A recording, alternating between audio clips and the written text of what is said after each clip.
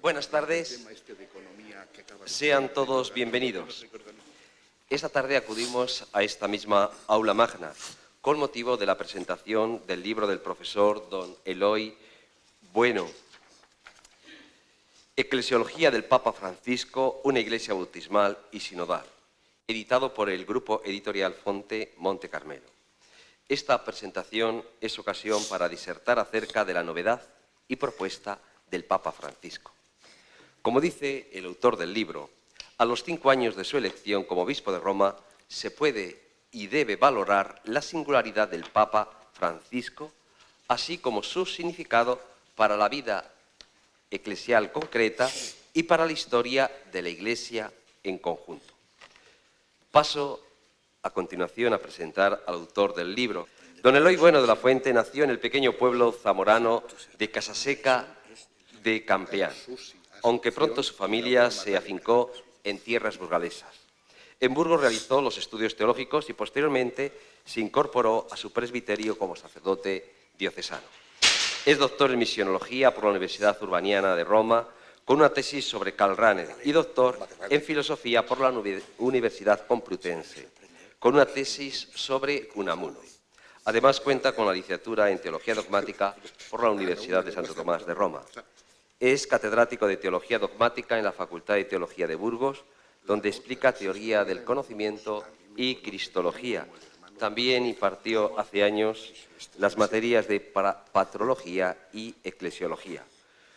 Junto a ello ha sido también director del Instituto de Misionología y Animación Misionera. Igualmente ha sido director de la revista Burgense y decano de la Facultad de Teología del Norte de España, sede Burgos, durante los años 2000-2006.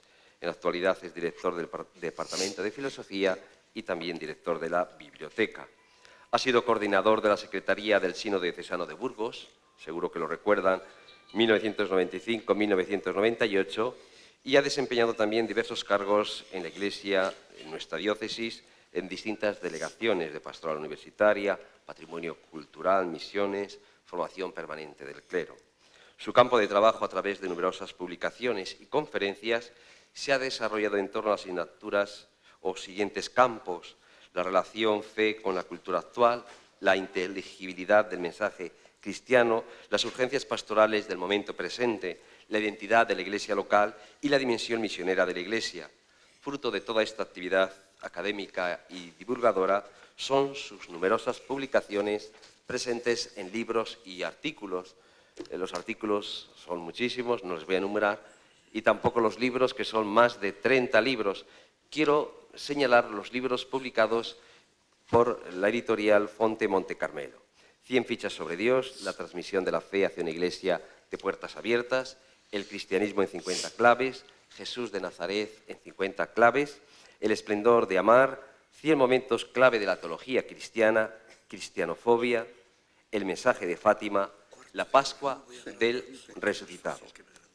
También tiene otras obras dirigidas con otro profesor de aquí, de nuestra facultad, Roberto Calvo: Diccionario de Misionología, Diccionario de Laicado, la enciclopedia APA y, por último, Del Dios misericordioso a una iglesia de misericordia.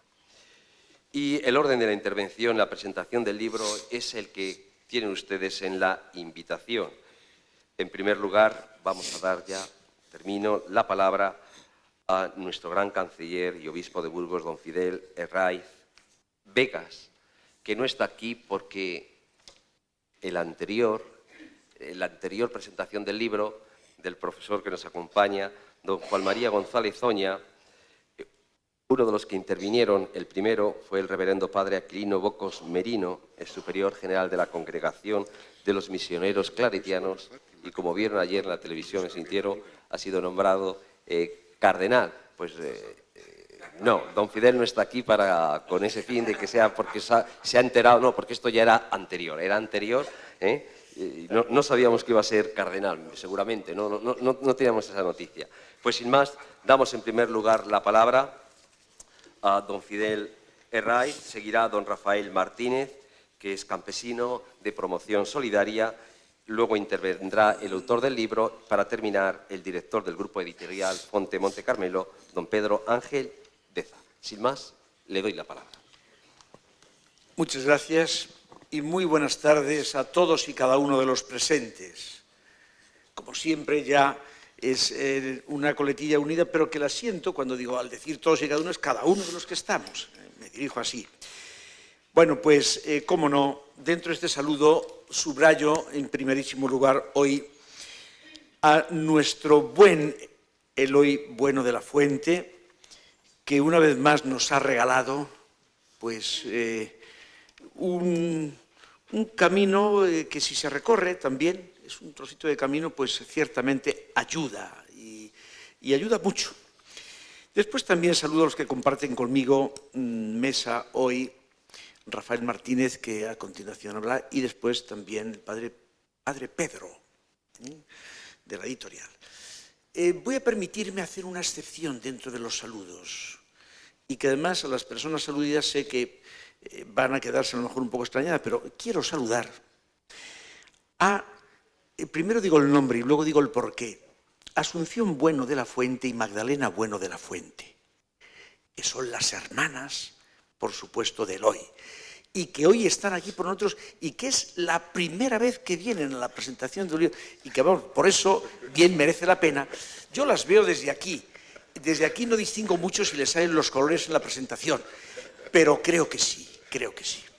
Bueno, muy bienvenidas Asun y Magdalena. Bien, mis puntos de apoyo en esta reflexión, que voy a procurar que sea en torno a cuarto de hora, son tres, los puntos de apoyo a la reflexión. Primero, el conocimiento, algunos aspectos del conocimiento personal previo, sí que puedo decir que he tenido, de aquel al que se refiere el libro, Papa Francisco. Segundo, el recorrido de estos 5 largos años ya, 5 y más de pontificado, en el contexto de conjunto. Y tercero, el libro mismo ya del profesor Eloy Bueno que estamos presentando. Primero, conocimiento personal. Yo comprendo que no me es indiferente el que, y lo digo con la sencillez de quien ha tenido pues ese regalo y esa, que de los 3 papas últimos he tenido la oportunidad de un conocimiento personal, no en el caso de San Juan Pablo II, que le conocí siendo ya papa, y fue el que me nombró obispo, tuve pues diversos encuentros con él, casi unos 20 a lo largo de su largo pontificado, y tuvo detalles pues muy bonitos. Yo siempre, por ejemplo, la cruz que me veis es la que él me regaló un día comiendo con él. En fin, he tenido pues un trato, y algo que llevaré siempre, además de sus palabras, era el diálogo que él tenía siempre con su mirada. Era impresionante, lo que habéis tenido oportunidad de experimentarlo. Bueno, pues estos 3 he tenido efectivamente más cercanía. Con Papa Francisco también la he tenido. Con el caso de Benedicto XVI también, antes de que fuese Papa. También tuve la oportunidad de estar en 2 ocasiones, pausadamente, con él, cuando era el cardenal Ratzinger. Bueno, pues de Papa Francisco, de conocimiento previo, cuento algo, como le he conocido, primero dándonos ejercicios espirituales a los obispos, allá en el mes de enero del año 2006. Y de esas coincidencias, yo puedo llamar también providencias, ese mismo año, 3 meses después, tuve que estar 9 días en Argentina, de los cuales 6 estuve en Buenos Aires y estuve residiendo al ladito de su casa, y tuvimos, juntamente con a quien yo acompañaba, que era el cardenal Rouco, pues los 3, varias reuniones en su sencilla y humilde casa. Sí, cuento esto porque forma parte, la forma que yo vi que tenía de vivir forma parte también de su eclesiología. Bien, pues un primer dato de esos días es que nosotros llegábamos a las 3 de la madrugada a Buenos Aires y en el aeropuerto estaba él solito esperándonos. 3 de la madrugada, un detalle que a mí me llamó la atención. Evidentemente, si hubiese tenido que transportar lo que ahora es incluso su figura externa a lo que era su figura, él era notablemente mucho más delgadito, notablemente. De tal modo que de aquel cardenal Bergoglio, que yo volví a ver después de haberle visto en el mes de enero dando unos ejercicios a los obispos, transportarlo ahora, hay efectivamente una notable diferencia externa, no interna, evidentemente.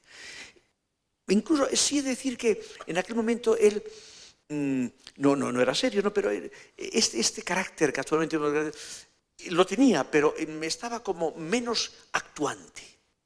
Yo creo que el Espíritu del Señor sí que también le ha ayudado enormemente en este. Y luego detalles durante esos días, tuvimos varias reuniones, del primer momento, claro, yo era un obispillo, comparado con estos dos cardenales, que los dos eran presidentes de sus respectivas conferencias episcopales, y a la primera reunión que hubo, yo lo que hice, nada más llegar a su humilde cuarto de estar, pues dije, bueno, ¿a qué hora vuelvo?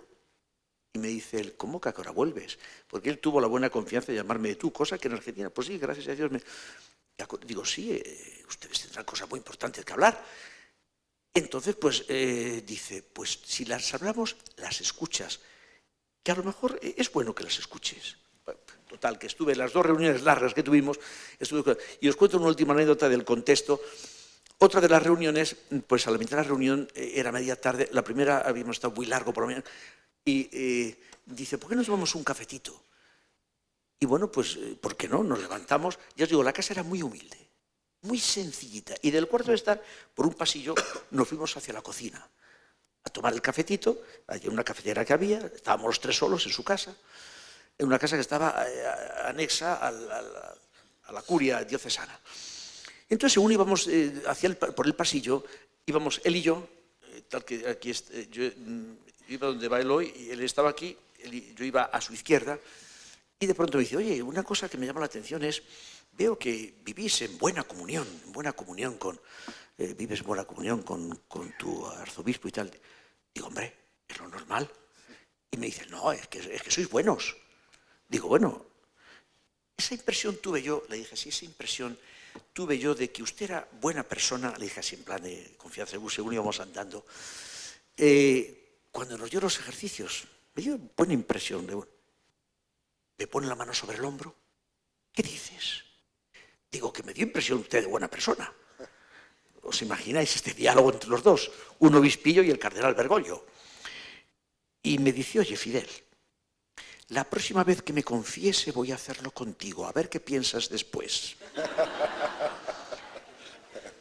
Bien, os cuento esto porque forma parte, yo vi su vida, después celebramos allá, tuvimos una comida con sus obispos auxiliares, tratamos bastante. Me ayudó, yo sabía que él salía de vez en cuando, iba a las barriadas, de un modo prácticamente casi anónimo. Bueno, me ayuda a situar el conjunto incluso de eclesiología. Bien, pero es que además, y no quiero entretenerme, también hay que situarle en el contexto del pontificado de estos 5 años largos. Ya hemos ido viendo, ahí no me entretengo, hemos ido viendo lo que nos ha ido ofreciendo y que en el libro va a evidenciar algunas importantes de estas realidades. Y yo diría que lo fundamental de su eclesiología. Bien, entonces hay que situarse también en ese contexto y también, evidentemente, con el libro del profesor Eloy Bueno. Bien, en los 5 años yo quiero también situarlos, hacer una afirmación e ir muy rápido, en un contexto más amplio. Hago la afirmación y aludo después. Yo estoy convencido, yo de los que están aquí, de todos ustedes, de todos vosotros aquí presentes, tendréis evidentemente vuestra propia opinión, yo os digo la mía. Yo he vivido ya el recorrido de 7 papas. Uno ya no es jovencito.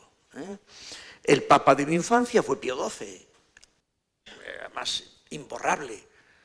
Ya llevaba, cuando yo nací, evidentemente una serie de años, pero durante mi infancia ya el papa era Pío XII. Fue un cambio cuando efectivamente llega San Juan XXIII. Un cambio. Pero efectivamente fue bueno ese contraste para alguien que había solo conocido a Pío XII. A mí me sorprendió y me ayudó a ver no solamente el Papa que yo lo identificaba con Pedro, sino el Papa como después ya efectivamente fue comprendiendo que era el sucesor de Pedro, fuese quien fuese. Después tuve la oportunidad, durante mis 5 años de estancia en Roma, en plan de estudios, de conocer no de dialogar como he tenido estos tres últimos, pero sí conocer de cerca a el beato ya inminente, va a ser canonizado, Pablo VI. También tuve oportunidad de seguirle muy de cerca. Este papa que, así como San Juan XXIII había iniciado el Concilio Vaticano II, fue providencial para efectivamente llevarlo adelante y culminarlo. Luego tuve también la oportunidad, os decía, de conocer a quien fue un visto y no visto para todos nosotros, fue Juan Pablo I. Juan Pablo I fue un visto y no visto, pero ya efectivamente San Juan Pablo II. Bien. ¿Qué experiencia me da a mí todo esto? La experiencia es que la providencia de Dios nos va regalando en la Iglesia a quien nos preside y en la etapa que justamente cada uno es bueno, que esté alentándonos, animando y acompañándonos en el caminar de Iglesia. Yo el convencimiento que tengo después de estos 7 papas de los que he sido testigo es que Dios nos conduce a través de los 7. Cuando además, yo al menos lo que he conocido, cuando se empieza a comparar, yo a ninguno de ellos los excluyo de este recorrido. Bien. Y entonces ya, dicho esto, me meto ya en el, veo que voy bien de tiempo todavía, en el libro del profesor Eloy Bueno. Quiero hacer una afirmación inicial y de conjunto. Voy a procurar no mirarle cuando lo diga, porque se puede poner el rojo, pero yo lo digo porque lo he experimentado y bueno, pues bien. Yo creo, como afirmación inicial y de conjunto, que es un libro muy bien estructurado. ¿Por qué digo esto? No lo digo simplemente por alabarle, no, lo digo porque yo lo agradezco, Eloy, muchísimo, y creo que te lo tenemos que agradecer. Es muy bien estudiado porque se fundamenta en las raíces. Segundo, recoge elementos básicos, que conviene que la Iglesia en este momento los revitalicemos y los actualicemos. Y tercero, sitúa en camino de futuro, de presente a futuro. Aludo a estos 3 pasos. Primero, se fundamenta en las raíces. Raíz básica y fundamental, el amor trinitario, que es comunión y que es misión. Qué bien está dicho en el libro, qué bien está explicitado. Que sitúe justamente la eclesiología partiendo, la eclesiología que la sitúe nuestro Papa Francisco y que lo recoge preciosamente y muy claramente nuestro querido hermano Eloy. En el amor trinitario que, repito, es comunión y es misión. Esto que son palabras que se pronuncian rápidamente, tiene tal carga que en la medida en la que nos abramos a la carga que lleva, entendemos y nos meteremos mucho más en elementos básicos de la eclesiología también, de nuestro Papa Francisco. Pero, efectivamente, dentro de estar fundamentado en las raíces, recoge elementos básicos como son el bautismo, que es la realidad básica para todos nosotros. Me permito, con mucho respeto y, por supuesto, con cariño, dar gracias a Dios porque vamos caminando también. Creo que en esto Dios nos regaló, nos hizo ese regalo inmenso que fue el Concilio Vaticano II en el pasado siglo, del que todavía tenemos mucho que hacer la digestión del Concilio Vaticano II, mucho. Y bueno, pues efectivamente, el ayudarnos a descubrirnos como pueblo de Dios en camino, con la realidad básica del bautismo, de la que luego las demás vocaciones son concreciones de ese bautismo, hace que seamos un pueblo de Dios en camino. Y no como a veces, lo digo con cariño, por supuesto, a veces hemos podido ser a lo mejor pues una iglesia a lo mejor más marcadamente clerical, o más, es decir, donde hemos tenido lo que es el laicado no tan presente. Realmente el laicado que cualitativamente Dios realmente sabe, pues forma mucho más parte, incluso digo, no solo cuantitativa, de lo que es el pueblo de Dios. Bueno, pues efectivamente subrayar en su eclesiología, la eclesiología de Papa Francisco, el bautismo como realidad básica y fundamental. Realmente eso, unido a la connotación, el subrayado continuo a los más necesitados y pobres. Un bautismo que nos hace solidarios, sí, de todos, pero con un acento real, no solamente de palabra que queda bonito y los pobres no, sino real, la connotación con los pobres. Y también en contexto de sinodalidad, fijaros qué tres elementos: bautismo que se concreta en todos, pero con un acento especial en los pobres, y además en vida, en forma, en dinamismo de sinodalidad. Son aspectos de esta eclesiología del Papa Francisco y que nuestro querido hermano Eloy recoge perfectamente en su libro, no lo pone evidente. Pero también sitúa en camino de futuro, os decía. No solamente tiene fundamentos raíces y elementos lógicos, sino en el futuro. ¿Por qué? Porque es un libro que recoge de Papa Francisco, recoge todo su enfoque ya desde el principio, desde la misión, no en vano todo el recorrido que él tuvo pastoral en su Argentina natal, donde estuvo haciendo y realizando su tarea de pastor. Y, bueno, pues efectivamente, este libro recoge efectivamente, se sitúa desde lo que es la perspectiva de misión y orienta hacia la misión. Parte de la misión y orienta hacia la misión. Bueno, pues a mí me parece que estos tres elementos hacen que el libro, en mi opinión, esté muy bien estructurado. Por consiguiente, hago tres afirmaciones y con ellas termino esta intervención. Primera afirmación final, es un libro que, en mi opinión, merece la pena leer y asimilar. Es una primera afirmación que lo digo porque merece la pena. No solamente no es ninguna pérdida de tiempo, es un ganar tiempo el leer este libro, además que se lee muy bien. Segundo, es un libro que debemos de agradecer muy de verdad a don Eloy Bueno de la Fuente, hermano y amigo, puedo decir también. Efectivamente, pues te lo debemos, yo al menos te lo agradezco, y también en el servicio que la Iglesia ha querido que tenga en esta Iglesia diocesana de servidor de todos, pues te lo agradezco todavía con un subrayado mayor. Y tercero, es un libro que nos ayuda de forma muy accesible a conocer mejor al Papa Francisco, a acoger provechosa y agradecidamente el magisterio que nos regala en el servicio eclesial del sucesor de Pedro. Por mi parte, nada más, y efectivamente he estado los 15 minutos que se me asignaron. Gracias.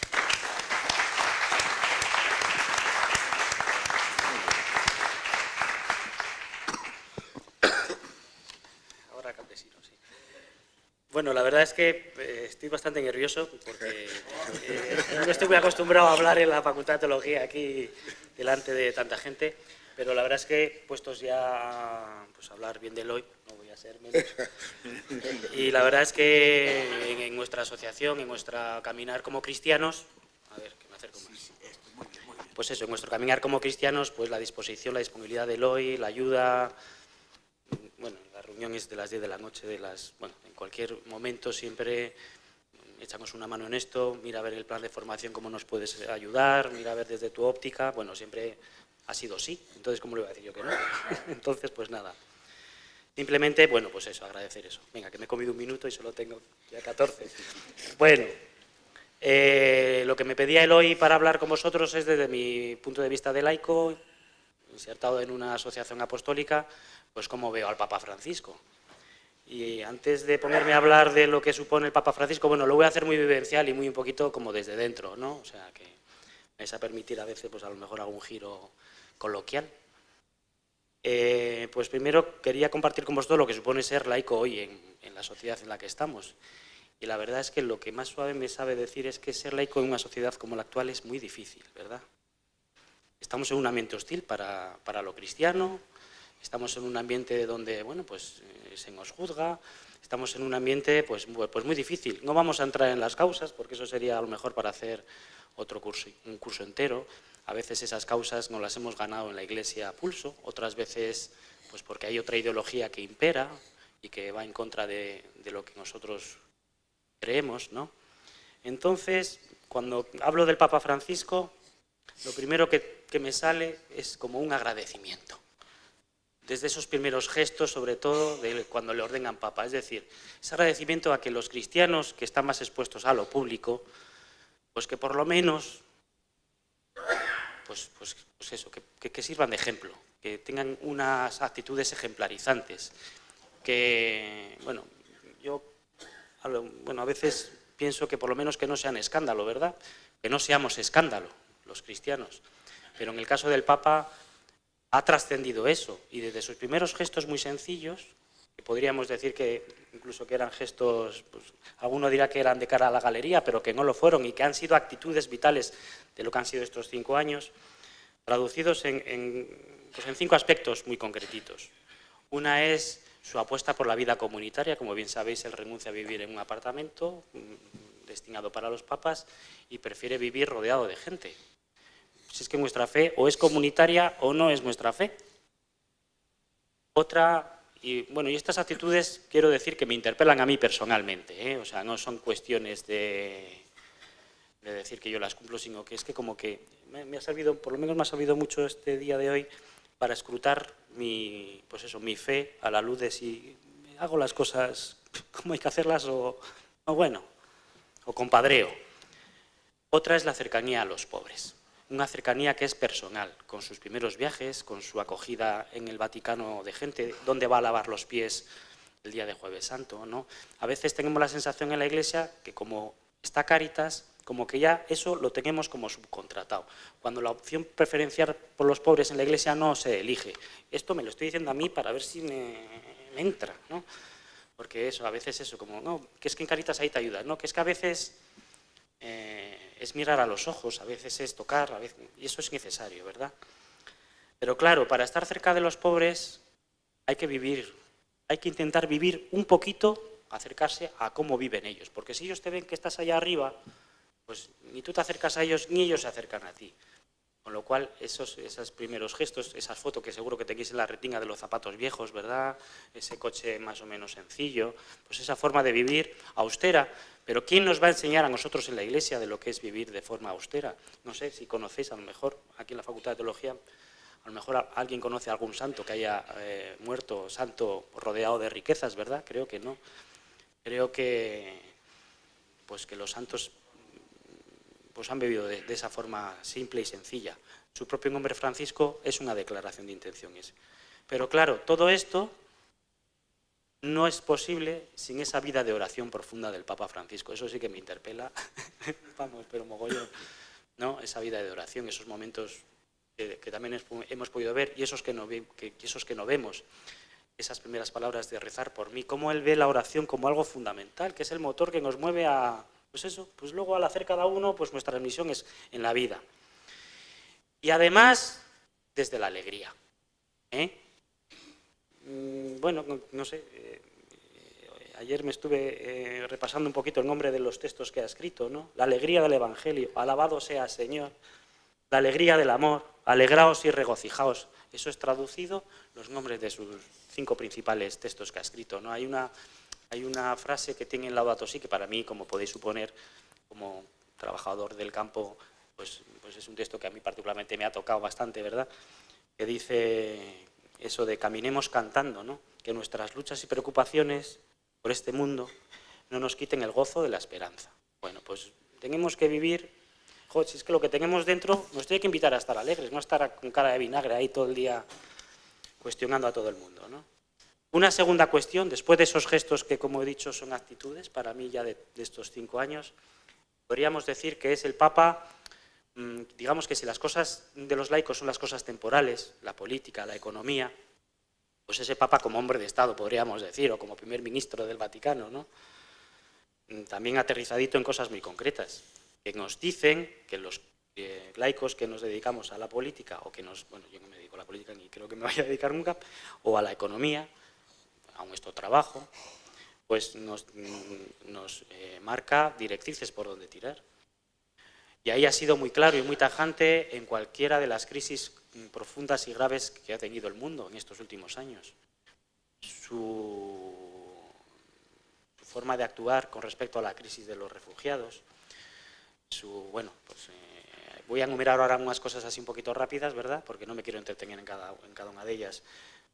Su dialéctica con respecto al comercio de armas, su tajante visión sobre la trata de personas, a la que incluso ha dedicado comisiones y encuentros, o a las nuevas formas de esclavitud. Con respecto a la crisis ecológica, he hablado antes de la encíclica Laudato Si, proponiendo al mundo una visión que va más allá de la ecología convencional, como él lo denomina, esa ecología integral donde la persona y el medio se están degradando juntos y que es necesario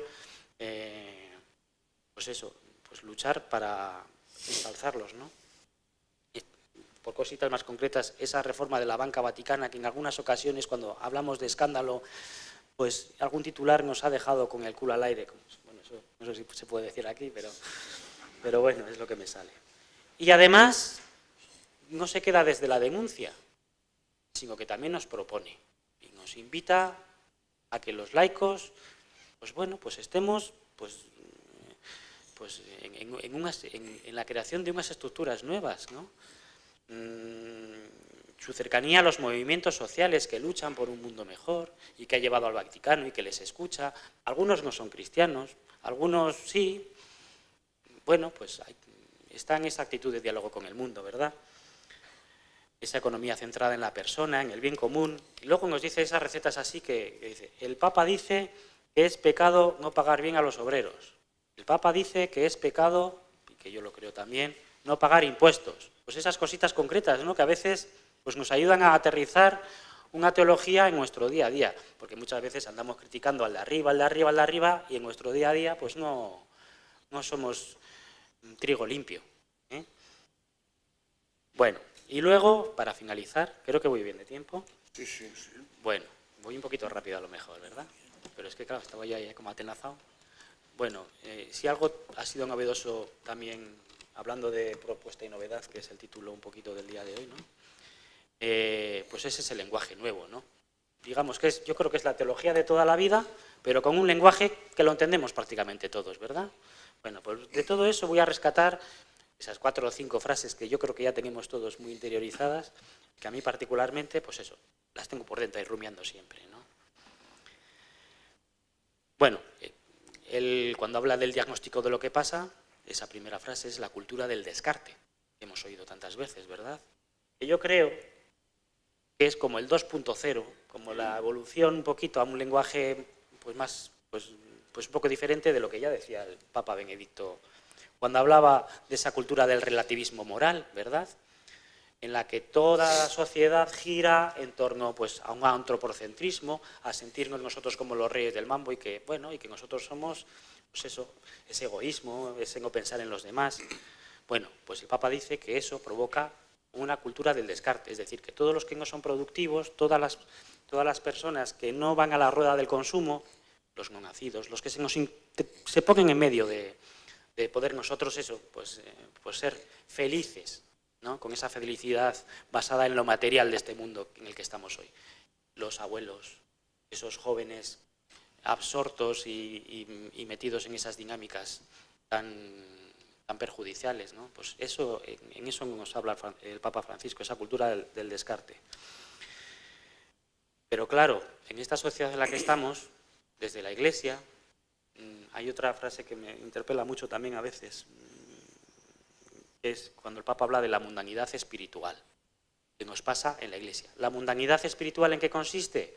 Bueno, pues en creer, pues es un falso amor de los que estamos en la Iglesia a la Iglesia, porque a lo mejor estamos en ella para medrar, para estar muy cerca de determinados grupos de poder, a lo mejor pues nos mete dentro de nuestras capillitas, de nuestros grupitos de referencia donde estamos muy a gustito, pero no salimos fuera.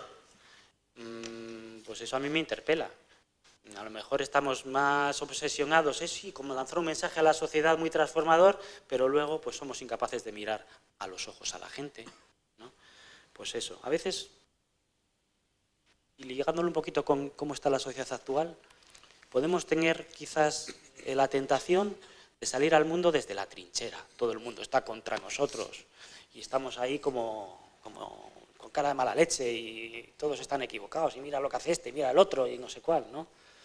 Bueno, pues el Papa no nos dice que salgamos al mundo así.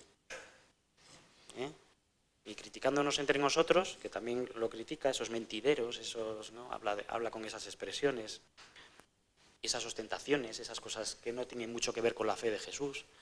Bueno, pues el Papa, frente a esa cultura del descarte, nos plantea la cultura del encuentro, de salir a la calle, a cruzarnos, a encontrarnos con la gente, como lo hizo Jesús, dice el Papa, de manera simple, no solo viendo, sino mirando, no solo oyendo, sino escuchando, no solo cruzándonos con las personas, sino parándonos con ellas.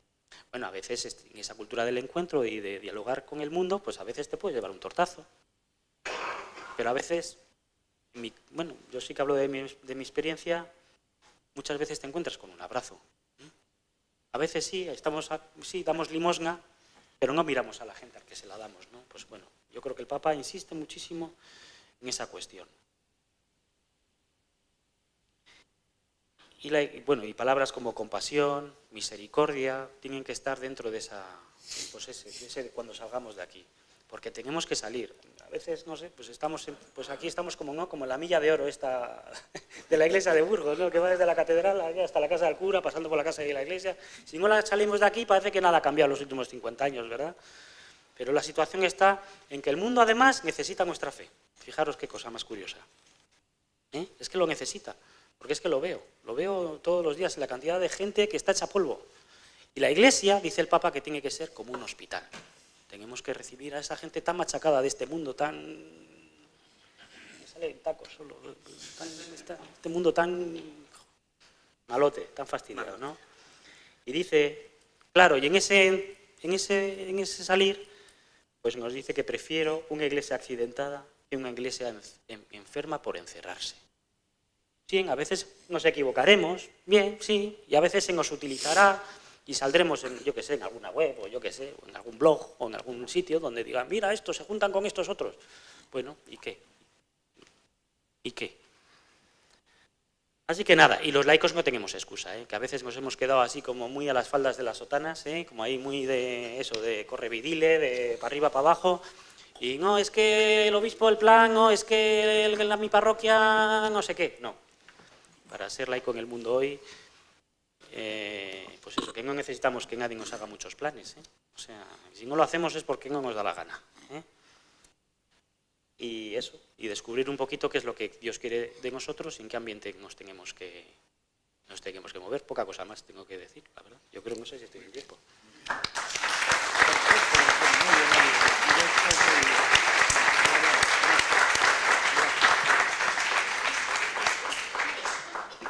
Bueno, pues da gusto estar también acompañado en la mesa ante un tema que nos interesa a todos. Y me alegro especialmente que Rafa se vaya haciendo especialista en el Papa Francisco, porque yo, claro, cuando se planteó esta presentación, yo enseguida me acordé de él para decírselo, porque cuando él se enteró hace ya tiempo que iba a salir una encíclica sobre tema ecológico, Laudato Si, me dice un día, dice, te voy a hacer una propuesta. Dice, ¿te animarías a presentar la encíclica del Papa conmigo? Y yo dije, hombre, humildemente haré lo que se pueda. Y le dije, solamente con una condición, que se haga pronto. Es decir, que si la encíclica sale tal día, no, a ser posible, a los 10 días, cuando una semana, y así lo hicimos. Y por eso digo que esta presentación, pues es... Además recuerdo que fue en un ámbito civil, de San Agustín, lo cual tiene la curiosidad, claro, de que acude gente que a lo mejor no viene aquí, ¿no? Y como y sí, pero me acuerdo de una anécdota muy curiosa porque hubo una en el diálogo que preguntó, ¿y la encíclica dice algo del fracking, perdón? Y vamos, no.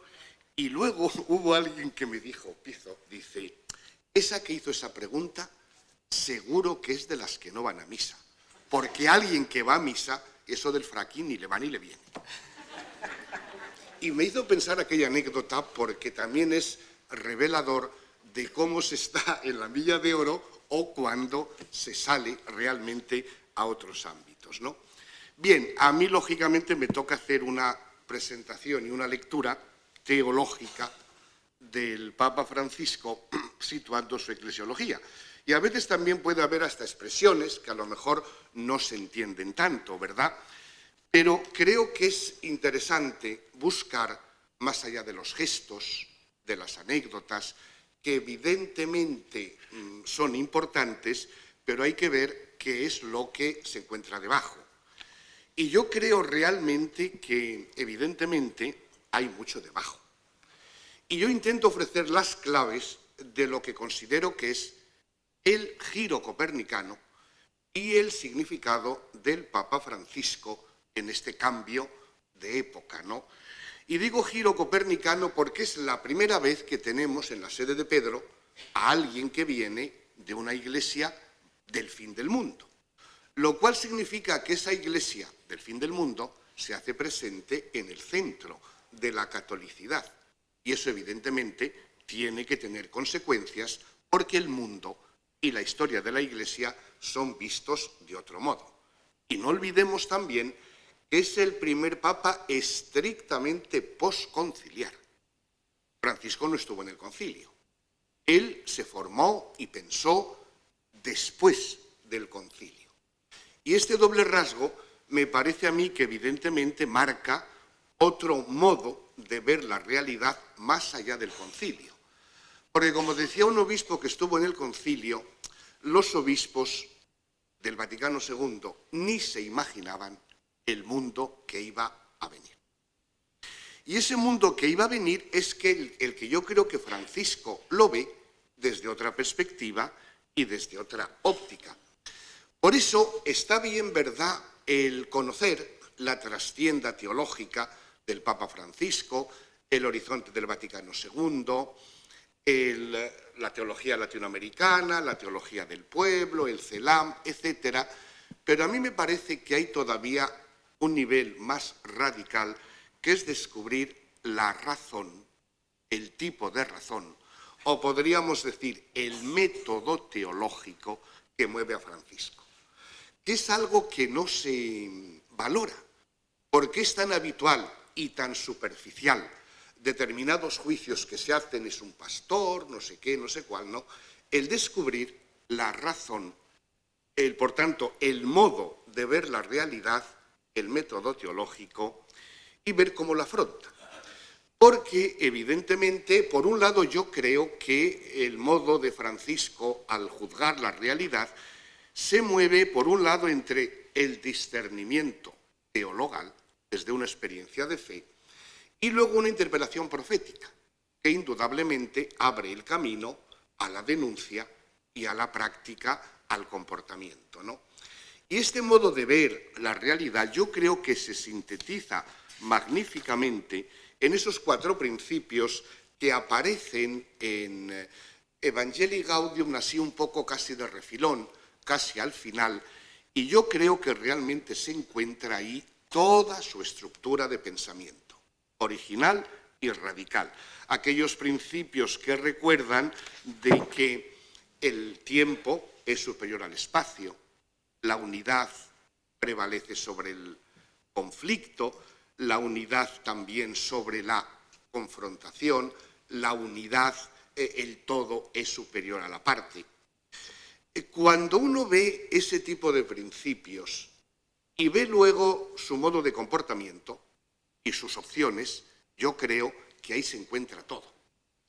Es decir, se encuentra todo, ¿verdad?, para entender a Francisco ya en el momento de la elección, cuando salió a saludar a la gente que estaba esperando. Yo, que estaba viéndolo en casa tranquilamente, yo siempre digo, ¿verdad?, que quedé deslumbrado de la cantidad de signos que había, pero signos que no eran superficiales ni de adorno, eran signos que implican una eclesiología y un modo de ver la realidad. Yo aquí lo analizo con detenimiento, pero si uno ve aquella obertura, que como yo digo es una auténtica eclesiología, y ve estos principios, ya está todo dicho.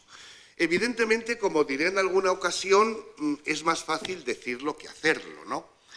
Pero esto permite, sobre todo ese tipo de razón, que él mismo tiene cuidado de compararla con la dialéctica de Hegel, pero se trata de un pensamiento auténticamente dialéctico, porque trata de recoger las polaridades de la situación, que pueden convertirse en enfrentamiento y en confrontación. Y sin embargo hay que tener una mirada y una razón que consiga integrarlo para superar la violencia y los conflictos. Él en alguna ocasión, en varias ocasiones, lo compara con la actitud de Hegel, ¿no? Es una dialéctica en parte distinta, pero claro, no se puede pensar ni actuar hoy día si no se analiza la realidad en toda su polarización y en todas sus polaridades. Y a partir de ahí, él analiza la realidad que vivimos. Sobre todo este mundo donde se conjuga, por un lado, una dinámica de la globalización que tiende a ser homogeneizadora, anulando las diferencias. Por tanto, eliminando a aquellos que no entran en el pensamiento único o en el pensamiento dominante, ¿no? Y esa globalización niveladora, homogeneizadora, es justamente la que trata de imponerse en este mundo. Y es justamente la que hay que afrontar. ¿Pero cómo? Ahí está el discernimiento, la profecía y el testimonio y el comportamiento cristiano. Porque esa globalización es la que marca el escenario de la misión. De tal manera que yo suelo decir que cuando el Papa Francisco habla de salida, yo a veces, evidentemente simplificando un poco, pero digo, lo primero es tomar nota de dónde estamos. Simplemente cambiar la mirada. Él habla mucho también del modo de mirar la realidad. Y la mirada ya está poniendo en juego todo lo que vendrá después. Y es por eso, por lo que realmente su eclesiología es, no puede ser de otro modo, una eclesiología desde la misión y para la misión. Porque claro, en el fondo es simplemente, pues eso, ya que cita a Zubiri, ¿verdad?, en su último documento, podríamos decir que es eso, hacerse cargo de la realidad, con todas sus consecuencias y con todas sus implicaciones. Entonces, claro, lógicamente, en esa situación, la Iglesia, podemos decir, está bien pertrechada si se ve desde la Trinidad, comunión y misión, y si, por tanto, deja todo el espacio a los laicos. Porque, evidentemente, esa misión que hay que realizar en este mundo tan complejo, si no lo hacen los laicos, ¿quiénes lo van a hacer? Porque sencillamente estar en el mundo siendo protagonistas de esa circunstancia que están realmente viviendo, ¿no? Y en este tipo de actitud, pues lógicamente, como sucede en el Evangelio y en las bienaventuranzas, no se puede hacer más que desde los que sufren y desde los que lloran, porque es cuando puede haber interpretación, interpelación y, por tanto, denuncia. Por eso, al ver la insistencia con la que el Papa habla de los pobres, yo a veces digo, ¿verdad?, casi que parece que es la quinta nota que había que añadir al credo, porque forma parte de la identidad cristiana, ¿no? Y yo creo que eso es un poco la clave. Desde este punto de vista a mí me llama la atención, y yo lo comparto, los tonos, entre comillas, bueno, y sin comillas, anticlericales que el Papa tiene, porque eso realmente es una enfermedad en la Iglesia, ¿no? Y a partir de aquí luego, pues yo creo que es importante tener en cuenta todo este aspecto de la sinodalidad. Yo creo que lo importante del Papa, porque claro, como ven, sería para ir más despacio, en el libro lógicamente se ve, el Papa en el fondo toma una postura clara ante todos los debates de carácter eclesiológico que hay en el momento presente. Lógicamente hay que conocerlos para ver cómo la opción del Papa Francisco no es ingenua, tiene una enorme trastienda. Y por tanto, él plantea la idea de sinodalidad. Yo creo que su aportación más original es perfilar el concepto para designar una visión global de la Iglesia y la conciliaridad para los obispos, ¿no? Y claro, desde este punto de vista, la sinodalidad, él llega a decir que la Iglesia tiene nombre de sínodo. ¿Cuántas veces lo repetimos aquí cuando hubo sínodo diocesano? Y qué gusto da encontrárselo ahora, al cabo de tanto tiempo, porque lo decía también San Juan Crisóstomo, ¿no? Y por eso es importante la idea de Iglesia local, a partir de la cual tiene que realizarse la sinodalidad para que la Iglesia local sea la casa de la armonía y se convierta realmente en el sujeto protagonista de la evangelización. Y luego también es original y decisivo en un tema profundamente debatido, todo este tema de la comunión entre las iglesias, el sentido de las agrupaciones de iglesias a nivel regional o nacional, y luego también, por tanto, el papel de las conferencias episcopales, lo cual no excluye, sino que exige que también haya que escuchar la voz del obispo de Roma, de quien ejerce el ministerio petrino, porque él dice, claro, que también tiene que ejercer la diaconía de la verdad y que el ministerio petrino es garantía de la libertad de todos y es garantía también para que pueda haber comunión. Ciertamente los problemas, evidentemente, no se solucionan con esto, ¿no? Pero evidentemente es una perspectiva nueva. Por ejemplo, cuando él dice la catolicidad tiene que tener la figura del poliedro, no la de la esfera, porque en la esfera cada punto es equidistante del centro y todos los puntos son iguales. El poliedro trata de mantener la peculiaridad de cada elemento, unido a los demás. Pero claro, como él dice, a veces dicen, claro, es que yo hablando así y dejando tanto papel al Espíritu Santo, puede parecer que esto es un caos.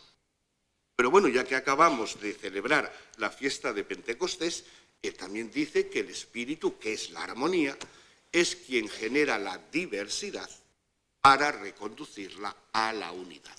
Bien, yo aquí ya acabo porque evidentemente cualquier punto podría dar más de sí, pero yo evidentemente lo que he pretendido es ofrecer una visión sistemática de su pensamiento desde el punto de vista eclesiológico, porque todo está implicado y yo creo que es algo realmente, pues eso, coherente, consistente y que evidentemente marca el camino del futuro. Muchas gracias.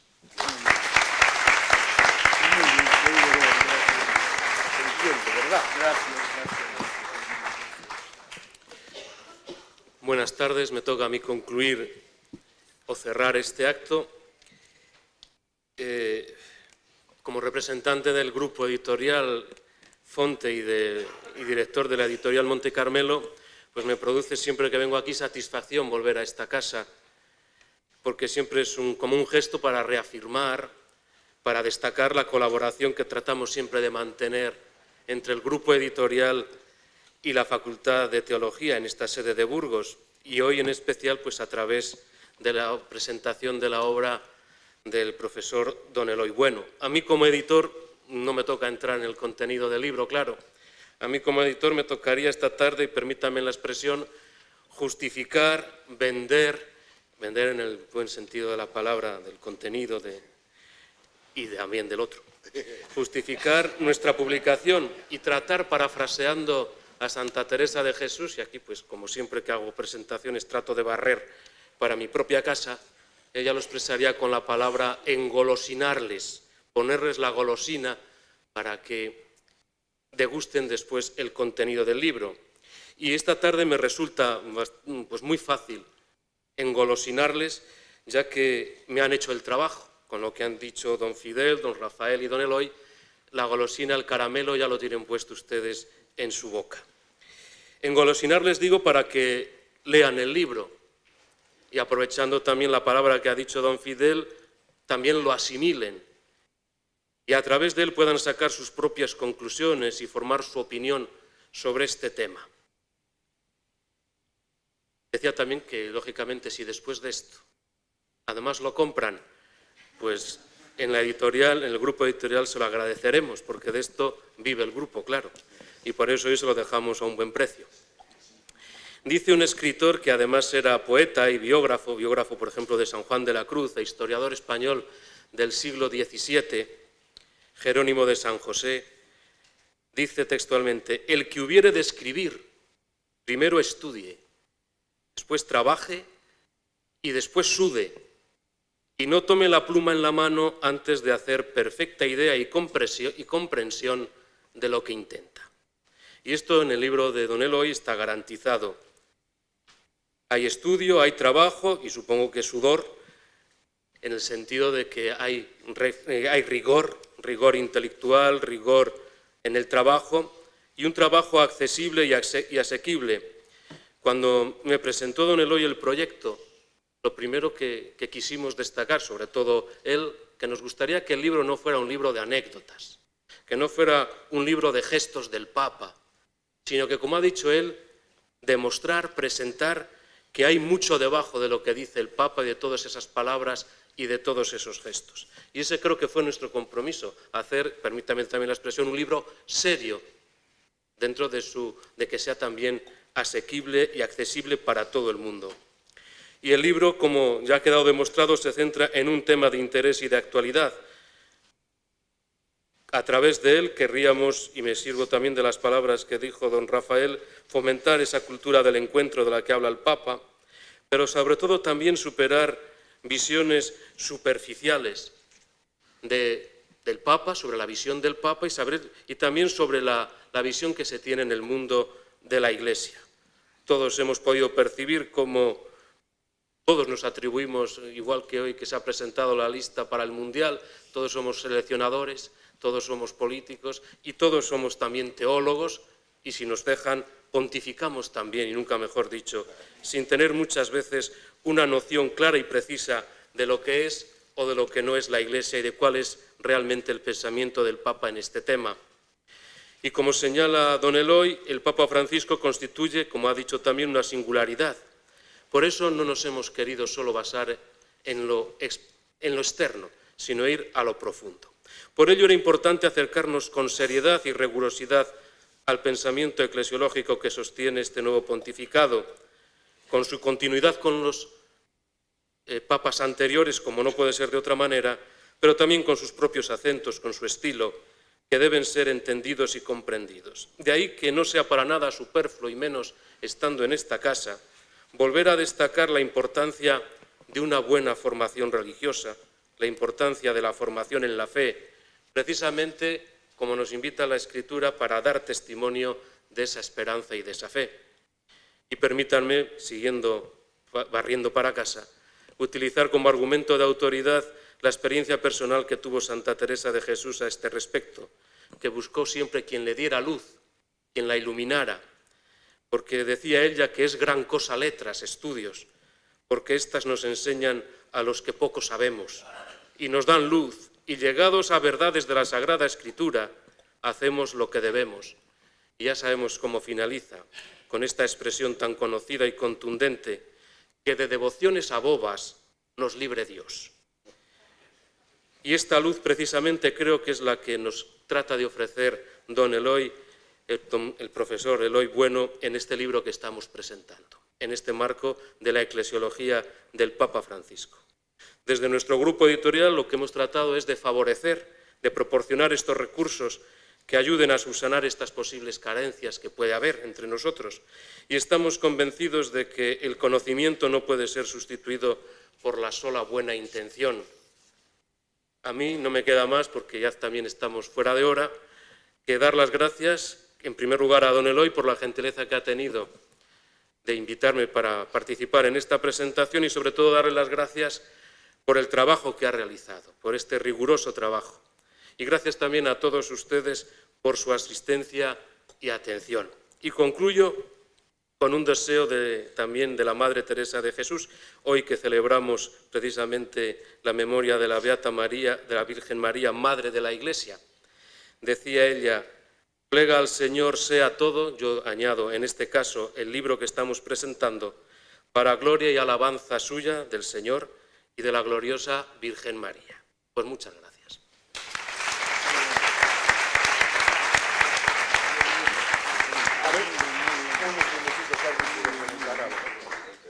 Si hay alguna pregunta, seguramente que los ponentes encantados de responder.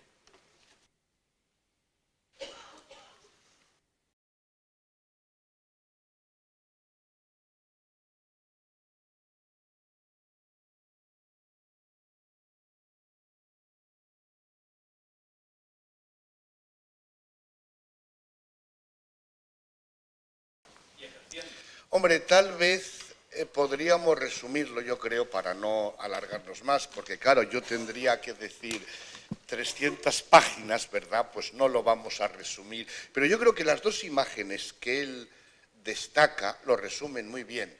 Dice, para hablar de la Iglesia, el modo como más me gusta llamarla es el santo pueblo fiel de Dios. El pueblo. Y el pueblo entendido en sentido como nación, como, digamos, cultura popular, y el pueblo pobre. Por tanto, y en ese santo pueblo fiel de Dios, claro, es fiel, ¿verdad?, a la revelación, pero el pueblo sencillo, normal, que vive su fe y que siempre tiene la unción del Espíritu Santo. Y por eso llega a tener afirmaciones tan contundentes como decir, es que ese santo pueblo fiel de Dios es infalible en el creer. Creyendo el pueblo es infalible. Bueno, y por otro lado, cuando él dice que la Iglesia es madre, y cuando dice madre, está queriendo decir eso a alguien que no tiene aduana, que es hospital de campaña, que es sensible, que es ternura, porque cuántas veces usa la palabra ternura, caricia, misericordia, y yo creo que la Iglesia o la experiencia de Iglesia que él tiene, yo creo que se podría resumir en esa doble imagen, que es bastante concreta, ¿no? Y tiene implicaciones también notables. Nos unimos a los agradecimientos a todos los presentes y en especial pues agradecemos al autor, a don Eloy, al gran canciller por su presencia entre nosotros, también pues a Rafael y a Pedro Ángel, director de la editorial. Que tengan un feliz descanso todos.